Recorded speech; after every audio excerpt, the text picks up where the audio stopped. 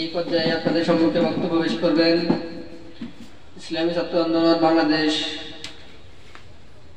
চৌদ্দগ্রাম উপজেলা দক্ষিণ শাখার প্রশিক্ষণ সম্পাদক মোহাম্মদ কাইম বিন হাবিব ভুঁইয়া।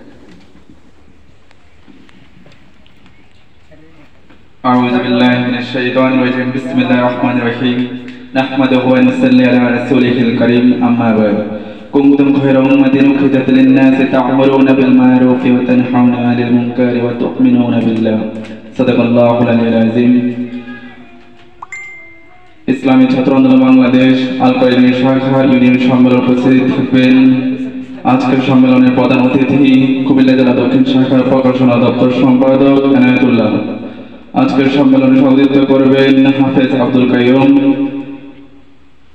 উপস্থিত আছেন আরো কেন্দ্রীয় থেকে দায়িত্বশীল বন্ধুগণ।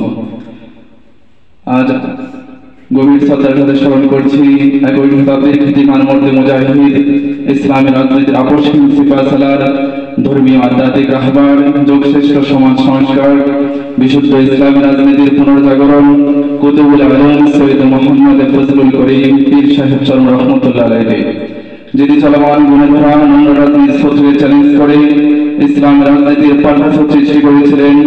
শহীদারা ইসলাম রাজনীতির বটবৃক্ষ রোপণ করে রব্বে কারিমের সান্নিধ্যে চলে যান। আল্লাহ পাক তাকে জান্নাতুল ফেরদাউস দান করুন।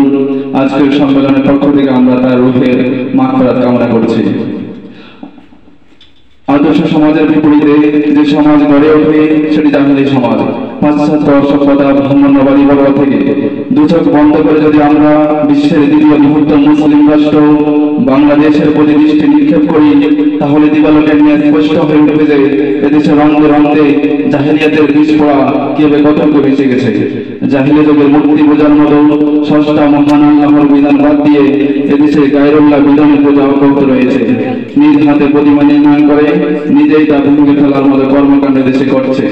নিজে আইন তৈরি করে নিজেই তা বাতিল করে সে জাহিলিয়াতের বোমা এদেশে তৈরি করা হয়েছে। শুরুতে ঘোষ, দুঃশাসন, দুর্নীতি, অরাজকতা, অন্যায়, অবিচার বিচার এদেশে এখনো মহাপ্লাবনে আকৃতিতে বিদ্যমান আছে। বেশ্যাভিত্তিক রাষ্ট্রীয় স্বীকৃতিদান, মাদকের উপদ্রব সে জাহিলি যুগের সে কোনো কম নয়। দিন বিক্রি, দিনের বিক্রি, দিন বিক্রি করে দুনিয়ার খরিদ্দারি এদেশেও আছে। এদেশে খুন আছে, গুম আছে, অপহরণ আছে।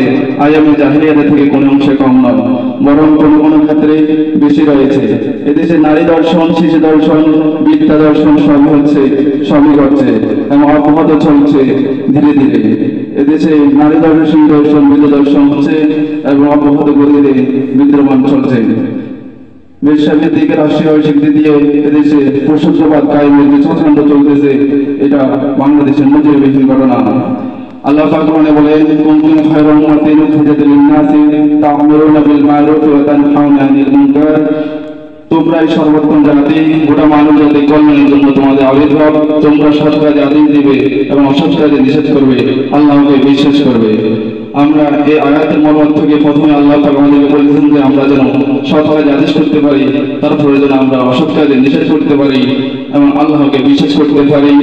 এবং এই আয়াতের মর্ম থেকে যে আমাদেরকে আমল করার তৌফিক দান করুন এবং আমার বক্তব্য শেষ করছি। আসসালামু আলাইকুম।